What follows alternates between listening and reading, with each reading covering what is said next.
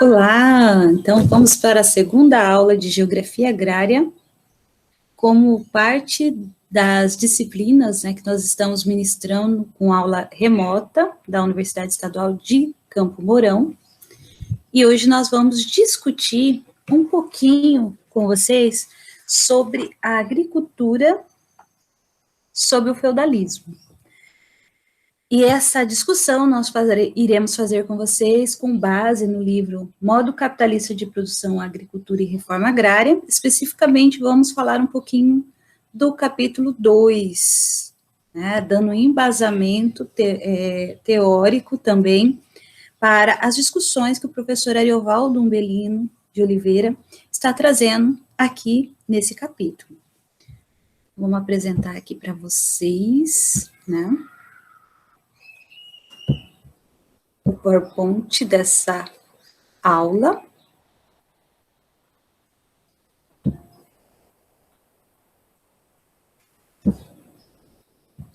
Só um minutinho,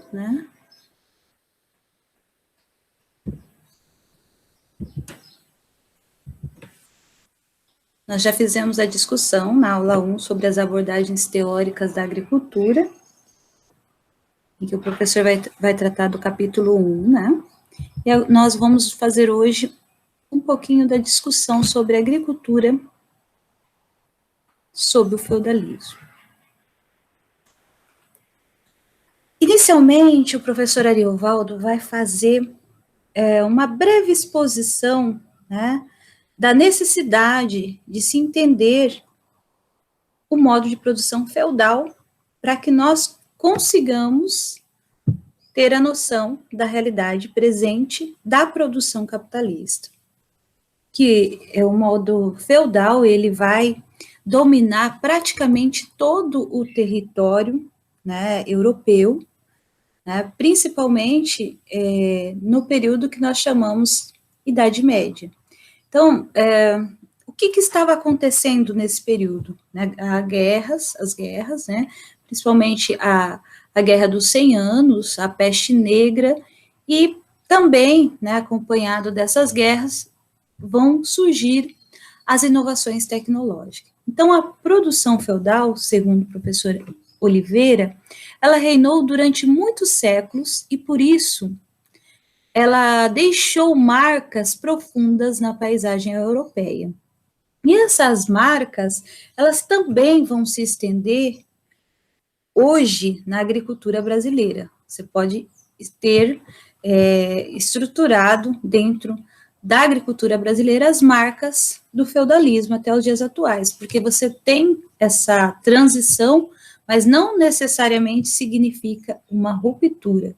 Por isso que o professor Ariovaldo, nos remete ao fato de alguns autores pensarem o feudalismo como um modo de produção que permaneceu dentro da agricultura brasileira. Então, é essa abordagem que nós tivemos na aula passada, que é a permanência das relações feudais dentro do modo de produção capitalista aqui no Brasil. Mas para a gente entender o que é o feudalismo, nós temos que entender um pouquinho, do renascimento comercial e urbano que vai estar acontecendo, já dentro do modo de produção feudal. Então, é justamente esse renascimento comercial e urbano e o surgimento da burguesia que vão estar desencadeando numa transição do feudalismo para o capitalismo, que vai dar as bases para a gente entender a realidade hoje do modo capitalista de produção. Eu trouxe algumas questões, para nós estarmos observando historicamente a sociedade feudal. No livro do professor Ariovaldo, ele vai falar sobre a servidão, sobre os feudos e sobre a comunidade aldeã feudal. Então, eu trouxe aqui para vocês como que seria essa sociedade feudal. Praticamente seria uma sociedade estamental. O que seria, Isso. é uma sociedade composta de estamentos, ou seja, de camadas, de posições sociais rígidas, que nessa sociedade você não tinha como ascender, né, de uma camada a outra. Então, era uma mobilidade social reduzida.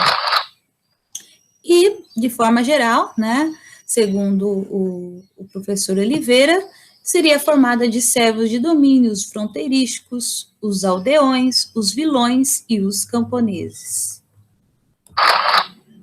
Aqui seria a pirâmide formada por essa sociedade. Então, no topo, nós veríamos a classe dominante, que era formada pelo clero e pela nobreza, né, que decidiam tudo o que estaria acontecendo dentro dos feudos, decisões, direção e direitos. Formado também, né, pelos senhores feudais e o alto clero. E no restante, nós encontraríamos, no restante da pirâmide, a camada produtiva, né, que estariam os servos de domínios, os fronteirísticos, os aldeões, os vilões e os camponeses, né? Então, seria essa camada aqui que era dominada pelos senhores feudais.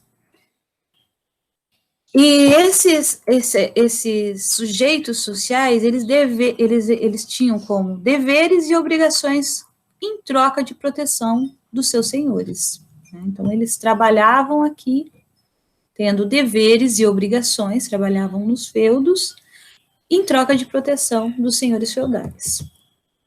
Então, a comunidade aldeã feudal também pode-se dizer que era uma sociedade trinitária. Por quê? Né? Apesar de vocês verem que quem dominava era o clero e a nobreza, mas o clero, ele tinha uma importância significativa na organização das relações existentes na pirâmide. Então, o clero seria a base, né, o ápice da pirâmide, da organização dessa sociedade. Depois viria a nobreza e os servos. Então, o que caberia ao clero, ou à igreja também, né? Todas as pessoas que faziam parte da organização religiosa dessa época. Ao clero caberia, né, a obrigação de orar pela essa sociedade, a nobreza lutar e proteger, e os servos, o trabalho, né, desde o trabalho nos burgos, né, que nós hoje conheceríamos como cidade, assim como nos feudos. Vejam bem aqui.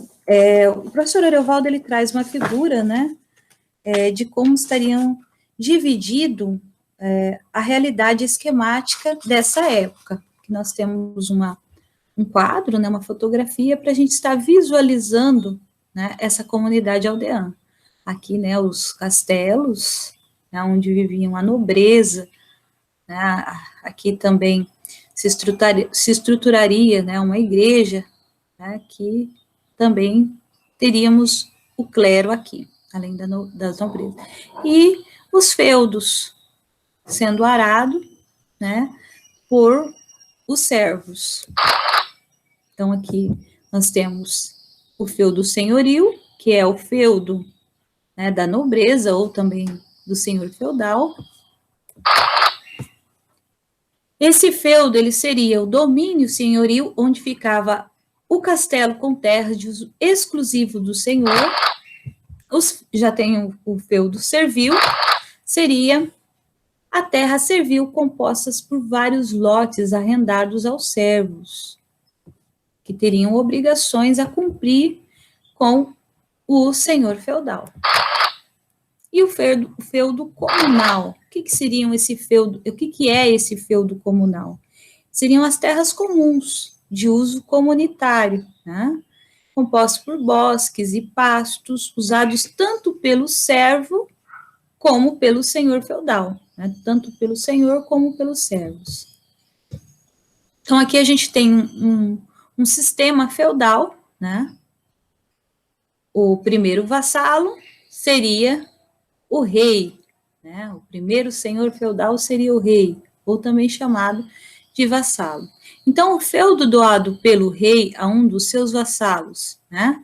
Esse rei estaria doando os demais feudos, então ele doaria um feudo ao vassalo 2, que iria construir aquela estruturação, né, da comunidade feudal.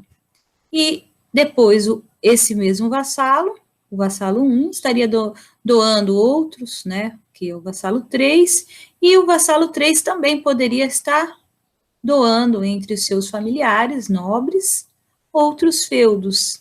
E assim foi criada o sistema, foi criada a comunidade feudal, ou seja, o sistema feudal. Então, o sucerano, ele, que é o rei, né, daria proteção e o sustento, né, para o vassalo, também e o vassalo, né, também, né, estaria dando conselho e auxílio, né, para esse sucerano. Sempre nós teríamos essa relação, né, entre a questão dos senhores feudais. Só para a gente frisar, né, que eu tenho uma figura, né, de uma igreja para estar demonstrando o poder extraordinário em que a igreja exercia na Idade Média, né, em função da posse sobre grande parte das propriedades rurais, as quais eram obtidas através de doações, heranças e tributos pagos pelos cristãos. Então, o sucerano, ele, quem doava o benefício, o vassalo seria o que recebia o benefício, no caso, a terra, né? E os servos, eles teriam obrigações, né, com esse sucerano e com esses vassalos.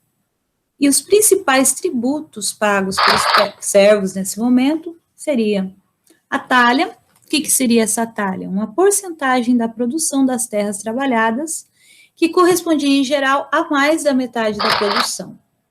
Também ele teria um outro tributo a pagar, tanto ao sucerano como ao vassalo, que seria a corveia, que é um trabalho gratuito nas terras do senhor, de 2 a 3 dias por semana. Além de pagar a porcentagem da sua produção, ele também teria que trabalhar na terra de 2 a 3 dias por semana do seu vassalo, né, do seu senhor feudal. Outra questão também a pagar seria as banalidades, que eram os pagamentos pelo uso de instrumentos de trabalhos pertencentes ao senhor e das dependências comuns do feudo, como moinhos, fornos, celeiros, pontes, entre outras estruturas que tivesse que ser utilizada dentro do processo produtivo. Aqui nós temos, né, as definições. E para a igreja, né, a servidão também teria que estar pagando, né, o tostão de Pedro, que seria 10% da produção feudal para a igreja, ou como nós chamamos hoje de dízimo, e também uma capacitação para o vassalo, né, que era um imposto anual pago pelo simples fato de estar vivo. Então, eram esses tipos de impostos que nós tínhamos naquela época do modo de produção feudal. E, de forma geral, como a gente vai retratar a sociedade feudal ou a agricultura sob o feudalismo? Seria uma sociedade rural, né? Nós, de forma geral, o que predominaria seria a população rural. Nós tínhamos, então, a ruralização da sociedade e, em virtude dessa ruralização, um enfraquecimento comercial, até porque os burgos começaram a se estruturar a partir do feudalismo. A sociedade era uma sociedade hierarquizada, uma dependência pessoal do senhor feudal, né, e de seus vassalos e suceranos, e uma defesa privada, né, que estaria sendo exercida, né, por essa que nós chamamos de nobreza, né, pela nobreza. O sistema de produção feudal ele ainda era o que nós chamamos hoje de agricultura tradicional, né, com pouca implementação de tecnologia, né, e nós já mostramos a imagem, né, que o rei estaria dominando esse sistema. E uma fragmentação do poder central, né, o que seria essa fragmentação? Além do rei, nós teríamos vários vassalos, né, ou vários senhores feudais que também estariam dominando, né, dentro dessa sociedade.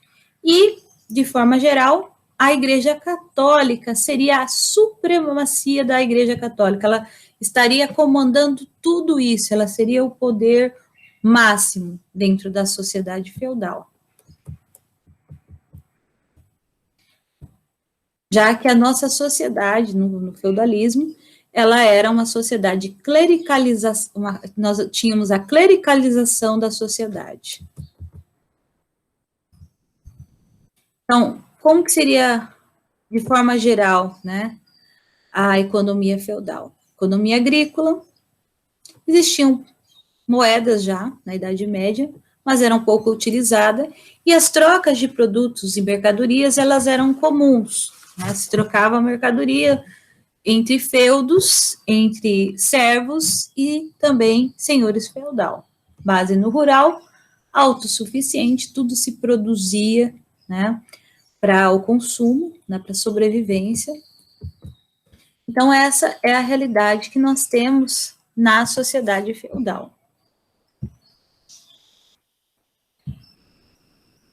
Bom, pessoal, hoje, né, seria isso, tá?